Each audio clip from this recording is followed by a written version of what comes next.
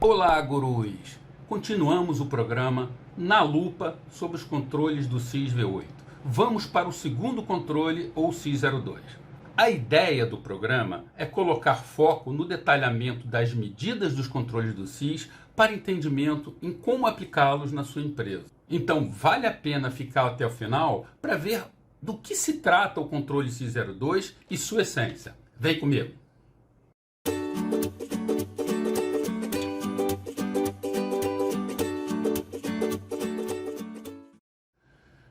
Pessoal, hoje o assunto é o controle 2 do SIS, inventário e controle de ativos de software. O objetivo desse controle é a gestão ativa de todos os softwares, sistemas operacionais, aplicações, para que apenas os autorizados sejam instalados e possam ser executados no seu ambiente. Além disso, os não autorizados ou não gerenciados sejam encontrados e impedidos de serem instalados ou executados. E quando falamos de gestão ativa, significa inventariar, rastrear, corrigir, atualizar e bloquear sua execução. Deve-se estabelecer uma lista, um inventário de software instalado para que sua empresa responda a ameaças ativas, evitando violações de licença e identificando os riscos à segurança, provavelmente desnecessários. Um software comercial de inventário pode ajudar e as ferramentas de verificação de vulnerabilidades também nesse processo.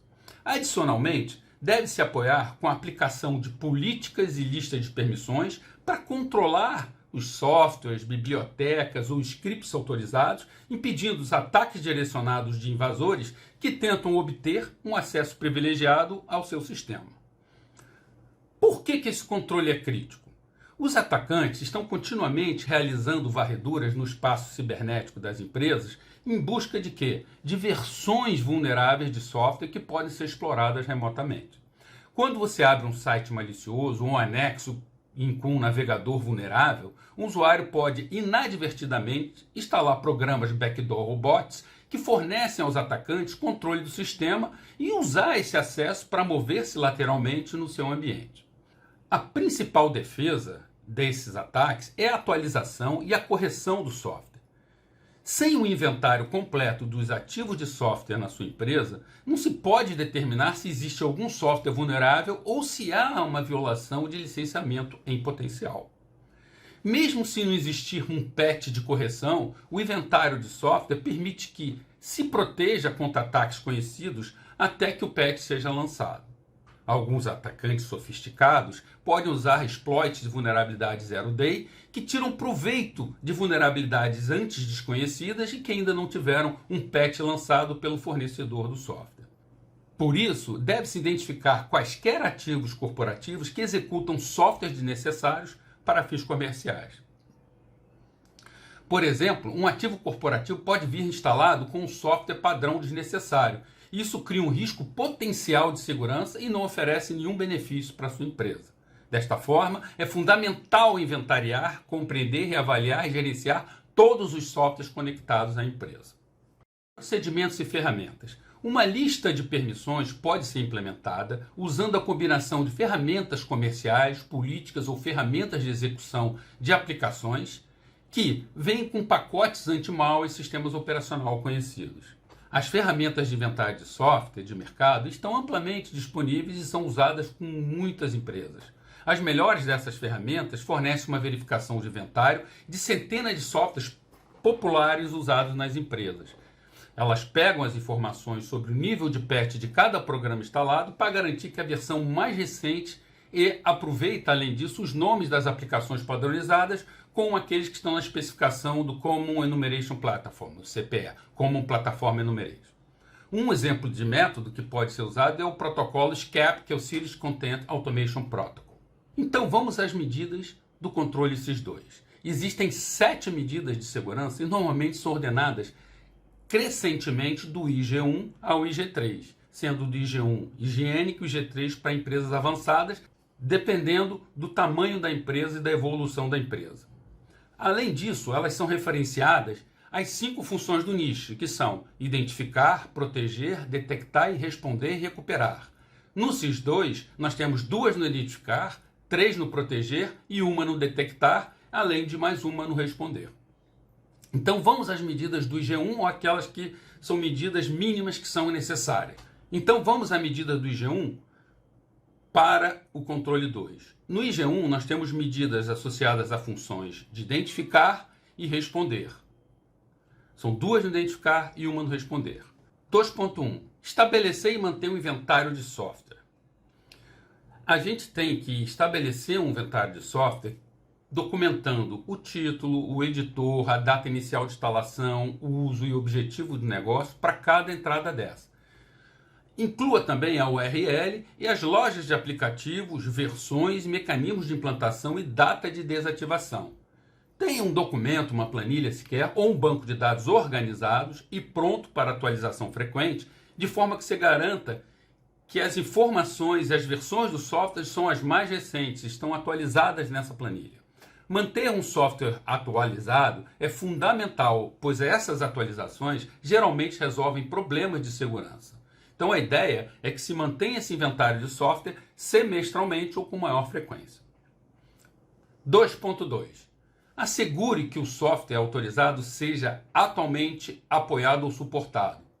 Por quê? Porque com esse suporte, a gente garante que a gente não vai ter nenhuma interrupção. Ou seja, uma execução de software sem suporte aumenta o risco de que invasores possam explorar esse software para fins mal intencionados. Se o software não tiver suporte, repito, mas for necessário para o cumprimento de uma missão da empresa, tem que ser documentada uma exceção detalhando os controles de mitigação e aceitação desse risco residual. Para qualquer software não suportado sem documentação de exceção, ele tem que ser considerado como não autorizado. Então, revise essa lista de software para verificar quais têm suporte, pelo menos com uma frequência mensal ou com maior frequência. 2.3. Endereçar o software não autorizado. A ideia aqui é assegurar que os softwares não autorizados sejam retirados de uso em ativos corporativos ou recebam uma exceção documentada. Deixar um software não autorizado em um ativo expõe a empresa a riscos não gerenciados. Esse inventário produzido na medida 2.1 deve ser comparado com a rede ativa pelo menos mensalmente, para você pegar as anomalias de quem está executando o software não autorizado. É fundamental remover ou colocar em quarentena qualquer software que tenha sinalizado, tenha sido descoberto. E essa planilha tem que ser revisada mensalmente ou com maior frequência. Finalizamos o IG1. No IG2, nós temos uma medida para detectar automaticamente e duas para proteger o bloqueio, ou seja, a bloquear a execução, reduzindo a probabilidade de que seja explorado. Então vamos. 2.4. Utilizar ferramentas automatizadas de inventário de software. Sempre que possível, utilize uma ferramenta de inventário de software em toda a empresa para automatizar a descoberta e a documentação do software instalado. O processo manual muitas vezes é demorado, mas é o mínimo higiênico necessário. E pode também estar repleto de erros do usuário. Selecionar uma solução automatizada às vezes torna-se obrigatório. Os controles 2.5, 2.6 e 2.7 são relacionados à lista de permissões. E o 2.5 e 2.6 é do IG2 e o 2.7 é do IG3. Vamos então às listas de permissões. 2.5. Lista de permissões de software autorizado.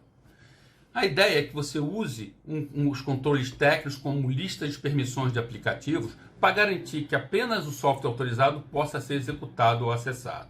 Esta é uma das medidas mais importantes a serem implementadas.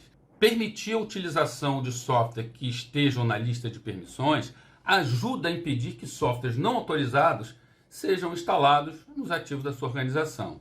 As listas de bloqueio impedem também a execução de programas indesejáveis específicos, enquanto a lista de permissões limita a execução quando algo tem permissão explícita para ser executado. Uma lista de permissões permite que você tenha uma melhor visão para localizar e isolar os softwares não autorizados. Essa lista de permissões tem que ser reavaliada semestralmente. 2.6. Lista de permissões de bibliotecas autorizadas. Não estamos falando de aplicações, mas sim bibliotecas.